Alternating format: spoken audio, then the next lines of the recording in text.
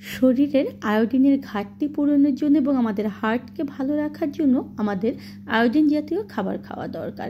আর iodine জাতীয় খাবারের একটা বড় উৎস হচ্ছে সামুদ্রিক মাছ।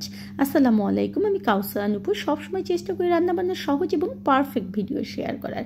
আর রান্নার পাশাপাশি আমার চ্যানেলে আমি কিন্তু বাগান বিষয়ক অনেক ভিডিও শেয়ার করি। আজকে শেয়ার করব লাক্ষা মাছের একটা মজাদার রেসিপি।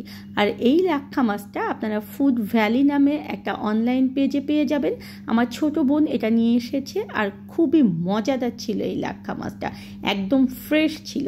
এটা বড় বড় টুকরো ছিল, কিন্তু আমি সেই টুকরোগুলোকে কিউব করে এরকম ছোট করে নিয়েছি, যাতে করে এর মধ্যে খুব সুন্দরভাবে মশলা ঢুকে যায়। আর সামুদ্রিক মাছ অবশ্যই আপনারা 10 মিনিট লেবুর পানি বা ভিনেগার মিশ্রিত পানিতে ভিজিয়ে রেখে তারপরে ধুয়ে নেবেন। আমি মাছটাকে ভালো মতো ধুয়ে নিয়ে সেখানে হলুদ, লবণ, শুকনো মরিচের গুঁড়ো এবং একটু সরিষার তেল দিয়ে ভালো মতো ম্যারিনেট করে 15 থেকে 20 মিনিট এটাকে রেখে দেব। আর এই রান্নায় আমার আরও কিছু জিনিস দরকার, সেটা হচ্ছে আমি এখানে পেঁয়াজ কিউব করে কেটে নিয়েছি, আলু কিউব করে কেটে নিয়েছি আর টমেটো কিউব করে নিয়েছি। যতটুকু মাছ তার অর্ধেক আমি এখানে আলু নিয়েছি, আপনারা আপনাদের পছন্দ মতো নিয়ে নেবেন। এখন চুলায় একটা কড়াই উঠিয়ে দিয়ে কড়াইটা আমি ভালো মতো গরম করে নিয়েছি আর সেখানে দিয়ে দিলাম সরিষার তেল। পুরো রান্নাটাই আজকে সরিষার তেল দিয়ে করব। সরিষার তেলের মধ্যে একটু হলুদ এবং লবণ দিয়ে এভাবে যদি নেড়ে নেন তাহলে কড়াইটা স্লিপারি হবে, কোনো কিছু ভাজার সময় আর সেখানে লেগে যাবে না। অবশ্যই যে কোনো কিছু ভাজার সময় আপনারা এই টিপসটা ফলো করবেন। আমি আমার সমস্ত রান্নায় কিছু না কিছু টিপস কিন্তু দিয়ে থাকি। এখন মাছগুলো এখানে দিয়ে দেব আর মাঝারি আঁচে মাছগুলোকে আমরা ভেজে নেব। একেবারে এটা কিন্তু ফ্রাই মানে একদম ডিপ ফ্রাই করব না, জাস্ট এটার উপরটা একটা গোল্ডেন ব্রাউন হওয়া পর্যন্ত এটাকে আমরা ভেজে নেব। আমার চ্যানেলে এই রেসিপি ছাড়াও কিন্তু আরও কয়েকটা সামুদ্রিক মাছের রেসিপি রয়েছে, আপনারা চ্যানেলটা প্লিজ ঘুরে আসবেন। মাছগুলো যখন ভাজা হয়ে যাবে তখন এই মাছগুলো আমরা তুলে নেব। আর এই তেলের মধ্যে আবার একটু লবণ এবং হলুদ দিয়ে দেব, দিয়ে যে আলুগুলো কিউব করে রেখেছিলাম সেই আলুগুলো আমরা ভেজে দেব। পুরো রান্নাটা কিন্তু আমি সম্পূর্ণ ভিন্নভাবে করেছি। আর আপনারা যারা সামুদ্রিক মাছ খান তারা একবার এভাবে খেয়ে দেখবেন যে সামুদ্রিক মাছের যে একটা এক্সট্রা গন্ধ থাকে সেই গন্ধটা এই রান্নায় একদমই থাকবে না। আলুগুলো দেখুন যখন আধা ভাজা হয়ে যাবে তখন পেঁয়াজগুলোকে দিয়ে দিতে হবে। পেঁয়াজগুলো কিন্তু একদম নরম করা যাবে না, একটা ক্রাঞ্চি ভাব থাকবে পেঁয়াজের মধ্যে। জাস্ট এটা আপনারা সটে করে নেব।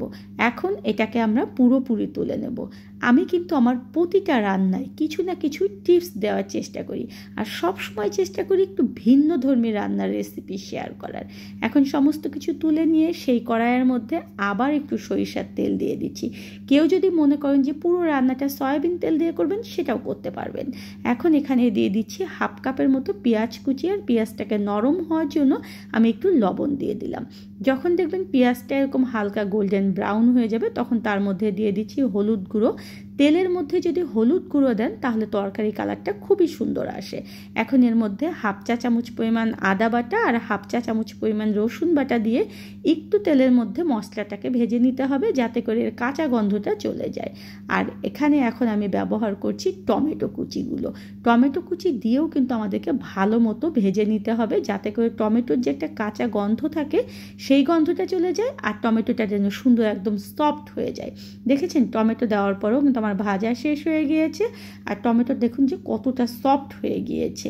সব সময় মনে রাখবেন যে ইউটিউবাররা কিন্তু তাদের রেসিপিগুলো সংক্ষেপ করে, আর এই কারণে আপনারা পারফেক্ট রান্না করতে পারেন না সেই রেসিপি দেখে। কিন্তু দেখবেন খেয়াল করে যে আমি কিন্তু আমার রেসিপিগুলো একটু বড় করি, যাতে করে আপনারা পারফেক্ট সেগুলো রান্না করতে পারেন। এখানে আমি ঝালের জন্য কিছুটা শুকনো মরিচ গুঁড়ো দিয়ে দিলাম আর পানি দিয়ে মশলাটাকে ভালো মতো কষিয়ে নিয়ে তার মধ্যে দেখুন যে ভেজে রাখা মাছ, আলু, পেঁয়াজ দিয়ে দিচ্ছি। দিয়ে আলতোভাবে নেড়ে চেড়ে আমাদেরকে 2 থেকে 3 মিনিট কষাতে হবে। কষানোর সুবিধার জন্য আমরা একটু এখানে পানি দিয়ে দেব, যাতে করে এই মশলাগুলো নিচে পুড়ে না যায়। মশলা পুড়ে গেলে যে কোনো রান্নাই কিন্তু খেতে একদমই ভালো লাগে না। দেখুন আমি একদম সুন্দর মতো এটাকে কষিয়ে নিয়েছি। এখন গ্রেভির জন্য এখানে আমাদের ঝোলের পানি দিতে হবে, আর পানিটা কিন্তু অবশ্যই গরম পানি ব্যবহার করবেন। যে কোনো রান্নায় যদি গরম পানি ব্যবহার করেন তাহলে রান্নাটা যেমন খুব দ্রুত হয় তেমনি কিন্তু টেস্ট নষ্ট হয় না। এখানে দেখুন যে আমি কয়েকটা দিয়ে দিচ্ছি কাঁচামরিচ, জাস্ট মাথাটাকে একটু চিড়ে দিয়েছি, আর দিয়ে দিচ্ছি একটু এখানে ধনিয়া পাতার কুচি। আর আমি এখানে মাছের মশলা ব্যবহার করেছি 1 চা চামচ। কীভাবে মাছের মশলা তৈরি করবেন সেই রেসিপি শেয়ার করেছি, চ্যানেলে অবশ্যই ঘুরে আসবেন। আর আপনাদের সুবিধার জন্য আমি ডেসক্রিপশন বক্সে লিঙ্ক দিয়ে দেবো। একটু কিছুক্ষণ ঢেকে দেওয়ার পরে কিন্তু আমার তরকারিটা একদমই হয়ে গিয়েছে। সব শেষে এসে 3 টেবিল চামচ পরিমাণ টমেটো কেচাপ এখানে দিয়ে দিচ্ছি। আর টমেটো কেচাপ কীভাবে এই সময়ে বানিয়ে ফ্রিজ ছাড়া সারা বছর সংরক্ষণ করবেন সেই রেসিপিও শেয়ার করেছি। একটু নেড়েচেড়ে নিলেই কিন্তু আমার রান্না শেষ। আর একেবারে রান্নার শেষ পর্যায়ে টমেটো কেচাপ দেবেন, তাহলে টমেটো কেচাপের যে একটা টক ঝাল মিষ্টি স্বাদ থাকে সেই স্বাদটা পুরো রান্নাটার মধ্যেই পাবেন। দেখেছেন কত সুন্দর একটা কালার এসেছে। আর এটা আপনারা গরম ভাত বা পোলাও দিয়ে যদি পরিবেশন করেন তাহলে দেখবেন সবাই পছন্দ করবে।